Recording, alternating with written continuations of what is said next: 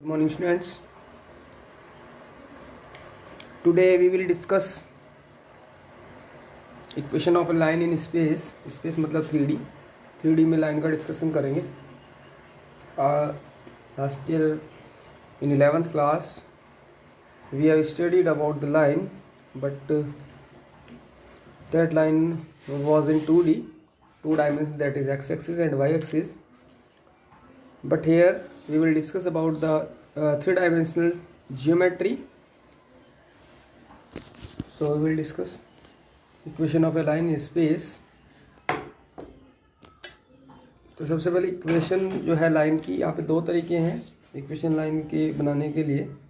It passes through a given point and has given direction. यानी कि अगर आपको एक पॉइंट गिवन है और उसकी जो लाइन है उसकी डायरेक्शन गिवन है, तो डायरेक्शन कैसे गिवन होगी? इस लाइन के पैरेलल एक वेक्टर आपको गिवन होगा. अगर वो आपको गिवन है, सपोज दैट ये एक फिगर मैंने क्रिएट की है, ठीक है.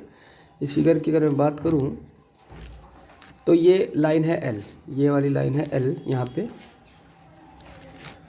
और इस लाइन के पैरेलल वेक्टर है बी वेक्टर. ये वाला वेक्टर बी वेक्टर है. इस लाइन के ऊपर एक पॉइंट है कैपिटल ए, जिसके कोऑर्डिनेट्स अगर मैं ज्योमेट्री में मानूं, ज्योमेट्री में अगर कोऑर्डिनेट्स मानता हूं तो x comma y comma z coordinates मानता हूं. और अगर इसको वेक्टर का रूप देना हो, यानी कि ज्योमेट्री में तो हम पॉइंट बोलेंगे, वेक्टर में हम इसको पोजीशन वेक्टर बोलेंगे. तो ओ ए जो आ जाएगा, ओ ए यानी कि ए का पोजीशन वेक्टर वो आ जाएगा x i plus y j plus z के. इस तरीके से तो पोजीशन वेक्टर और पॉइंट एक ही बात होती है, कोऑर्डिनेट्स. और P लाइन के ऊपर कोई भी पॉइंट हो सकता है, ठीक है, जिसके coordinates always x y z रहते हैं, एक्स वाई जेड रहते हैं, ठीक है.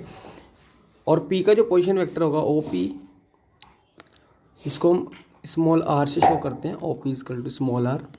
और कोऑर्डिनेट जो वेक्टर के कंपोनेंट्स होते हैं x i plus y j plus z k होता है, ठीक है, जेड के. क्लियर? इस तरीके से. तो इस लाइन का जो इक्वेशन होगा हमारे पास, जो इक्वेशन होगा लाइन का, अगर मैं बात करूं, जो ओ ए वेक्टर है इसको हम स्मॉल ए से शो करते हैं, ठीक है, स्मॉल ए से. यानी small A vector is the position vector of a given point capital A, ठीक है, and R be the position vector of any point on line, ठीक है.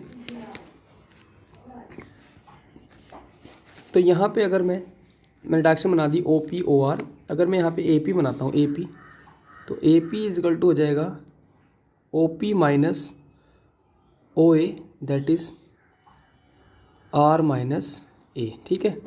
अब ये जो आर माइनस है, यानी ए पी जो है, ए पी वैक्टर पैरेलल है वेक्टर बी के, तो यानी कि ये आर माइनस ए जो है वो आर माइनस ए वेक्टर जो हो बी के पैरेलल होगा, तो उसको हम लैम्डा बी या एक स्केलर लगा के लिख सकते हैं, ठीक है. तो यही हमारा इक्वेशन बन जाएगा, ठीक है. ये हमारा इक्वेशन बन जाएगा आर इजकल टू ए, उधर जाके पॉजिटिव हो जाएगा, ए प्लस लैम्डा बी, ठीक है. तो ये नेक्स्ट लाइन में लिखा हुआ भी है यहाँ पे, A P equal to lambda B, ये लिखा हुआ है A P equal to lambda B, क्योंकि A P is parallel to vector B. So vector A P equal to lambda into B. A P भी निकाल लिया था हमने, आर माइनस ए करके आया था, और इजकल टू आ गया लैम्डा इंटू बी. तो इक्वेशन जो आ गया वो R equal to A plus lambda B आ गया. यही हमारा इक्वेशन ऑफ लाइन है, अगर हमें एक पॉइंट गिवन है और एक पैरेलल वेक्टर गिवन है लाइन के ऊपर, ठीक है. तो ए तो गिवन पॉइंट का पोजीशन वेक्टर है, बी लाइन के पैरेलल वेक्टर है, लैम्डा कोई भी स्केलर हो सकता है, और आर लाइन के ऊपर कोई भी पॉइंट है जिसको हम एक्स वाई जेड से शो करते हैं. क्लियर?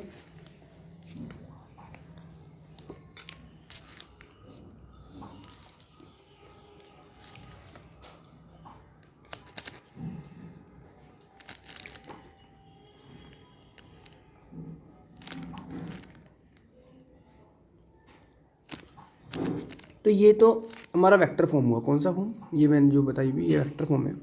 अगर कार्टेशियन फॉर्म की बात करें, क्योंकि हमें दो तरह के फॉर्मूले याद करने हैं, वेक्टर फॉर्म वाले भी और कार्टेशियन फॉर्म वाले. तो कार्टेशियन फॉर्म वाले फॉर्मूले ये होंगे x minus x one upon l equal to y minus y one upon m equal to z minus z one upon n. यहाँ पे एल एम एन की जगह ए बी सी भी हो सकते हैं।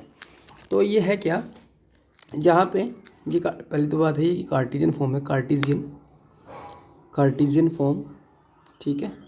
और मैं बताता हूँ x one y one z one, ये तो कोऑर्डिनेट्स हैं गिवन पॉइंट के, कोऑर्डिनेट्स ऑफ गिवन पॉइंट, ठीक है। और l m n are the direction cosines of the line parallel to this line, ठीक है। इस लाइन के पैरेलल जो भी लाइन होगी उसके डायरेक्शन कोसाइन से एल एम एन। यहाँ पे ए बी सी अगर हो गए, स्मॉल ए स्मॉल बी स्मॉल सी भी कर सकते हैं, ये भी क्वेश्चन होता है।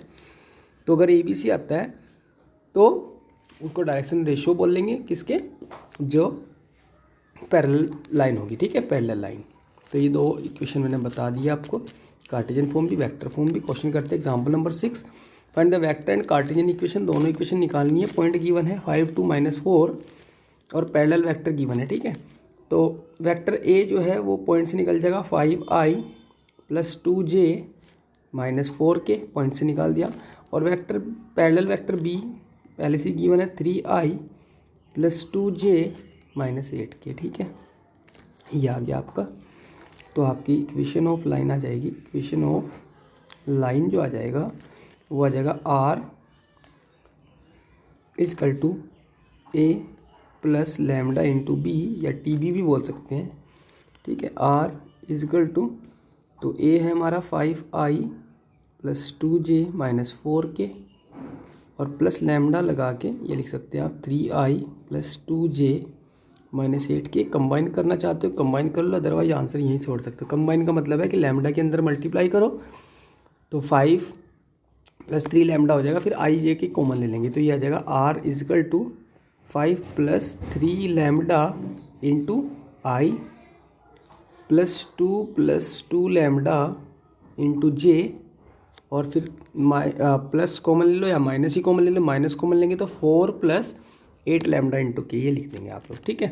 तो मैंने एग्जाम्पल नंबर 6 आपको बता दिया है, ठीक है। तो ये एक तरीका था इक्वेशन ऑफ लाइन निकालने का।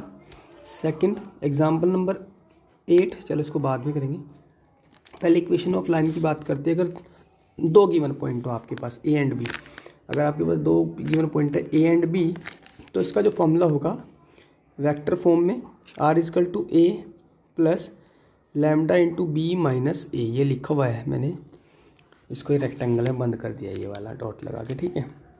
तो ये तो वेक्टर फॉर्म हुई।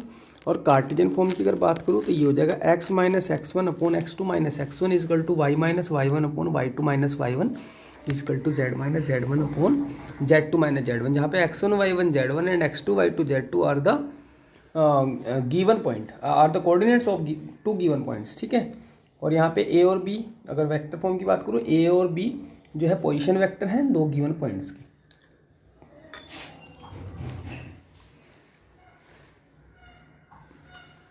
एग्जाम्पल 7 की बात करते हैं। तो एग्जाम्पल 7 में क्या है, दो गिवन पॉइंट गिवन है और आपको वेक्टर फॉर्म इसकी निकालनी है, ठीक है। वेक्टर, तो वेक्टर फॉर्म कैसे निकालेंगे,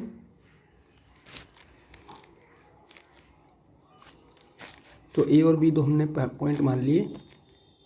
तो ए = तो हो गया हमारा -i + 2k, ठीक है। बी जो हो जाएगा वो हो जाएगा हमारा 3i + 4j + 6k। दो इक्वेशन, दो पॉइंट से जो इक्वेशन बनता है उसमें b - a की ज़रूरत पड़ती है, तो वेक्टर b में से वेक्टर a को माइनस कर लो, तो ये 4i + 4j + 4k बन जाएगा, ठीक है, 4k ये बन जाएगा। तो नाउ इक्वेशन ऑफ लाइन जो हो जाएगा वो हो जाएगा r = a + lambda × b - a, ठीक है। तो यहाँ पे r = a जो कि -i + 2k है और एक वैल्यू रख दी मैंने, और प्लस लैम्डा लगा के 4i + 4j + 4k कर लिया। वैसे तो आंसर यही है, ठीक है, लेकिन आप इसको और बढ़ा देना, आगे लैम्डा की मल्टीप्लाई कर देना और कॉमन वोमन ले लेना, ठीक है। तो ये आ जाएगा हमारा अगर आई कॉमन तो -1 + 4 लैम्डा इंटू आई, जे तो यहाँ नहीं है, बस प्लस लिख देंगे, +4 लैम्डा इंटू जे और +2 + 4 लैम्डा इंटू के, ये लाइन का इक्वेशन आ जाएगा। ठीक है, चलिए अब करते इक्वेशन को। एग्जांपल नंबर 8 कह रहे कार्टेशियन फॉर्म गिवन है, आपको वेक्टर इक्वेशन निकालनी है लाइन के लिए, वेक्टर इक्वेशन। तो आपको क्या करना है, वेक्टर इक्वेशन के लिए इसके इक्वल टू में लैम्डा मान लेना और एक्स की वैल्यू निकाल लेना। एक्स की वैल्यू आ जाएगी यहाँ पे 2 लैम्डा -3, पे वाई की वैल्यू निकालूंगा तो 4 लैम्डा +5 आएगी और जेड इजकल टू आ जाएगा 2 लैम्डा -6। ये आपको तरीका बता रहा हूँ, इस तरह से होता है। ठीक है, नाउ आपको सिर्फ इतना करना है कि आर की वैल्यू जो होती है r equal to XI + YJ + Z की होता है, तो आपको सिर्फ इसमें रखनी है। सो आर इजकल टू एक्स की value 2 lambda -3 I + 4 lambda +5 J और +2 लैम्डा -6 कि आपको उसको अलग अलग कर लेना है। अलग अलग मतलब -3I अलग निकल जाएगा, मतलब अंदर मल्टीप्लाई करके, और +5J अलग निकल जाएगा और -6 के अलग निकल जाएगा। ये तो हो गया हमारा वेक्टर ए यानी गिवन पॉइंट, और प्लस लैम्डा कॉमन लेके 2I बचेगा, +4J बचेगा और +2K बचेगा। ये आप देख लेना, आप बना लोगे इसको बड़ी इजीली। ठीक है, तो ये इस तरह की वेक्टर फॉर्म हमारी बन जाएगी। इसका मतलब ये हमारी R is equal to A + lambda B form में आ गई, R is equal to A + lambda into B इस फॉर्म में आ गई। ठीक है, चलिए एंगल बिटवीन 2 लाइन्स, अगर 2 लाइन्स हैं इनके बीच में एंगल से हमें निकालना है। तो सपोज दैट हमारे पास 2 लाइन्स हैं, तो लाइन्स का इक्वेशन हमारे पास इस तरह से होगा x - x1 upon A1 equal to y - y1 upon B1 equal to Z - z1 upon C1। ठीक है, इस तरह से होगा। और दूसरी लाइन जो होगी x - x2 upon A2 equal to y - y1 y2 upon B2 और Z - z2 अपॉन C2, ये हो जाएगा। ठीक है, तो नीचे वाले जो होते हैं अपॉन वाले, ये डायरेक्शन रेशोज होते हैं किसके, पैरेलल लाइन के। ठीक है, तो जो सपोज दैट 2 लाइन है मेरे पास, इनके बीच का एंगल निकालना, तो इनके पैरेलल वेक्टर चलता ही चलता है। एक पैरेलल लाइन हमेशा होती है, वेक्टर यानी ये वेक्टर बोल दो चाहे लाइन बोल दो, ये होता है। तो जो एंगल इनके बीच में होगा वही एंगल इन लाइन्स के बीच में होगा। तो आपको सिर्फ इसके डायरेक्शन रेशोज का यूज़ करना है, A1 B1 C1 A2 B2 C2, और आप लोग ये फॉर्म लगा दो कि cos theta is equal to A1 A2 + B1 B2 + C1 C2 on √ A1 square + B1 square + C1 square into √ A2 square + B2 square + C2 square. ये वाला आप यहाँ पे फॉर्मूला यूज़ करके एंगल बिटवीन 2 लाइन्स निकाल सकते हैं। बट CBSE ने ये टॉपिक इस बार डिलीट कर दिया है, लेकिन ज़्यादा टफ टॉपिक नहीं था, इसलिए मैंने आपको बता दिया। ठीक है, चलिए तो स्टूडेंट्स यहाँ पे फिर 2 कंडीशन निकल के आती हैं। अगर 2 लाइन्स परपेंडिकुलर हो मतलब थीटा की वैल्यू 90 डिग्री हो, तो कोस यहाँ पे cos 90 रखूँगा तो cos 90 की वैल्यू होती है हमारी 0। अब 0 हो जाएगी तो ये अपोन वाला पोर्शन जो है cos थीटा में मल्टीप्लाई होकर 0 हो जाएगा। तो कितना बचेगा, A1 A2 + B1 B2 + C1 C2 is equal to 0। यानी कि अगर 2 लाइन परपेंडिकुलर है तो उनका जो पैरेलल लाइन्स चल रही हैं उनके जो डायरेक्शन रेशोज हैं उनकी मल्टीप्लाई का सम, ठीक है, इजकल टू 0 होता है। ठीक है, और अगर वो दोनों लाइन पैरेलल है तो इसका मतलब उनके जो कंपोनेंट्स हैं यानी जो डायरेक्शन रेशोज हैं वो आपस में प्रोपोर्शनल होंगे। A1/A2 is equal to B1/B2 is equal to C1/C2। तो ये आप लोग याद रखना। ठीक है, ये तो मैंने कार्टेशियन बताया, पूरा कार्टेशियन। अगर मैं वेक्टर की बात करूँ तो वेक्टर में 2 लाइन होंगी, R is equal to A1 vector plus lambda into B1, और एक लाइन होगी A2 प्लस लैम्डा की जगह S कर देता है, चलो एंड कुछ ही कोई भी साइन लगा दो, स्केलर साइन B2। तो ये पैरेलल वेक्टर है, इनके बीच का एंगल तो B1.B2 हमने पढ़ भी रखा है। cos theta is equal to 2 vectors के बीच का एंगल निकालना, वही B1 B2 के बीच का एंगल निकालेंगे, क्योंकि B1 B2 के बीच में जो एंगल होगा वही लाइन्स के बीच में एंगल होगा। तो B1.B2 mod of B1 mod of B2। ठीक है, यहाँ पे भी 2 कंडीशन बनती है। अगर थीटा यानी दोनों लाइन्स परपेंडिकुलर हो तो ये 0 हो जाएगा, 0 हो जाएगा तो ये भी 0 हो जाएगा यहाँ पे जाके, तो बन जाएगा B1.B2 इजकल टू 0 हो जाएगा। ठीक है,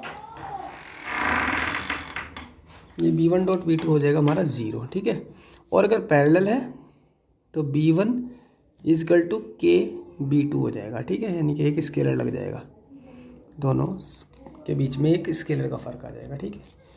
चलिए यहाँ पे दोनों के बीच में एंगल निकालना है तो हम लगा देंगे cos थीटा इजकल टू, ये डायरेक्शन रेस हो जाए 3 5 4 1 1 2, ठीक है। तो A1 A2 यानी कि 3 into 1 plus 5 into 1 plus 4 into 2 upon under root 3 का स्क्वायर प्लस 5 का स्क्वायर प्लस 4 का स्क्वायर अंडर रूट 1 का स्क्वायर प्लस 1 का स्क्वायर प्लस 2 का स्क्वायर। आप लोग सोल्व कर देना, मोड कर देना और आपकी थीटा की वैल्यू आ जाएगी, ठीक है। लिस्टनर्स, तो ये है हमारा distance between two skew lines. तो स्क्यू लाइंस कौन सी होती हैं?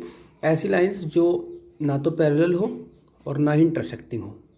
यानी कि आज तक तुमने 2D में दो ही तरह की लाइन, 3 तरीके की लाइन पढ़ी हैं, या तो लाइंस इंटरसेक्ट हो जाती हैं, या पैरेलल होती हैं, या कोइंसिडेंट होती हैं। लेकिन यहाँ पे आप 2 लाइन ऐसी पढ़ोगे जो ना तो पैरेलल है और ना ही इंटरसेक्टिंग है, तो वो दोनों लाइन अलग अलग प्लेन में होंगी, यानी स्पेस में होंगी। अब सपोज दैट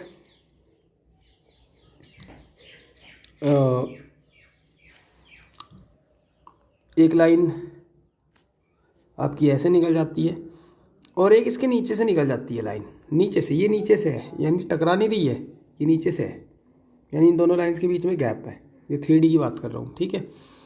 तो ऐसी लाइंस इसकी लाइंस होती हैं, तो ये टकरा भी नहीं रही हैं, ठीक है, क्योंकि आपस में मिलेंगी भी कहीं नहीं, और ये पैरेलल भी नहीं होंगी, ठीक है। तो ऐसी लाइंस इसकी लाइंस होती है, लेकिन यहाँ कहीं ना कहीं यहाँ पे शॉर्टेज डिस्टेंस होगी इनके बीच में, इनके बीच में शॉर्टेज डिस्टेंस होगी, ठीक है। इमेजिन करके देखना, तो वो शॉर्टेज डिस्टेंस निकल जाती है कि अगर 2 लाइंस है हमारी R is equal to A1 plus lambda B1 और R is equal to A2 plus mu B2 mu into B2, तो इसका जो फॉर्मूला है डिस्टेंस, शॉर्टेज डिस्टेंस निकालने का ये है, यानी B1 cross B2 dot A2 cross A1 upon B1 cross B2, ठीक है। ये इस तरह से फॉर्मूले से, ये तो हमारे वेक्टर फॉर्म हुई और ये हमारी कार्टेशियन फॉर्म होगी। दोनों फॉर्म आप लर्न कर लेना, तो 2 स्क्यू लाइंस के बीच की शॉर्टेज डिस्टेंस आपकी निकल जाएंगी, ठीक है। चलिए, और अगर 2 लाइंस पैरेलल हों, यानी कि चाहे वो एक ही प्लेन में हो चाहे 2 प्लेन में हो, ठीक है, तो ये हमने 2 लाइंस मान ली, इनका B सेम रहेगा क्योंकि पैरेलल है तो इनका पैरेलल वेक्टर सेम रहेगा, वेक्टर B, ठीक है। तो यहाँ पे जो शॉर्टेज डिस्टेंस, जो बीच की डिस्टेंस निकलेगी वो निकलेगी B cross A2 minus A1, यानी कि इस वाले फॉर्मूले में और इस वाले फॉर्मूले में बस इन दोनों B का एक B बनाया हुआ है, ठीक है, एक B, और यहाँ पे डॉट की जगह क्रॉस है। क्लियर? बस इतना फ़र्क है, बाकी सेम फॉर्मूला है बिल्कुल एज इट इज़। तो आप लोग देख सकते हैं यहाँ पे, ठीक है। तो ये आ जाएगा हमारा B1 cross A2 minus A1 upon B, ठीक है। A2 A1 दोनों गिवन पॉइंट्स हैं जो आ रहे हैं स्टार्टिंग वाले, ये वाले, ठीक है। चलिए, तो ये शॉर्टेज डिस्टेंस पूछ रहा है L1 L2 हुज वेक्टर, ये दोनों ये स्क्यू लाइंस है, स्क्यू लाइंस है दोनों के दोनों। तो आप लोग लगा दोगे formula B1 cross B2 dot product A2 minus A1 upon mod of B1 cross B2, ये वाला फॉर्मूला आप लोग लगा दोगे शॉर्टेज डिस्टेंस का, D इजकल टू, तो B1 और B2 की क्रॉस प्रोडक्ट, ये B1 है, ये B2 है, ये A1 है, सॉरी ये नहीं है, लैम्डा इंक्लूड हो गया इसमें, ये A1 है और ये A2 है, ठीक है। फॉर्मूले में रखो, डायरेक्ट शॉर्टेज डिस्टेंस निकल जाएगी, ठीक है। यहाँ पे डिस्टेंस निकालनी है। अब ये देखो पैरेलल लाइन से दोनों का वेक्टर सेम है, तो आप लोग फॉर्मूला लगा दो कि D is equal to B vector cross product A2 minus A1 upon mod of B, और इसका मोड, ये वाला फॉर्मूला लगा दो। ये B हो गया दोनों, ये दोनों सेम B है, ये A2 हो गया और ये A1 हो गया, ठीक है। डायरेक्ट निकाल सकते हो। तो आपको एज अ होमवर्क एक्सरसाइज 11.2 आपको करनी है। Okay students, have a nice day.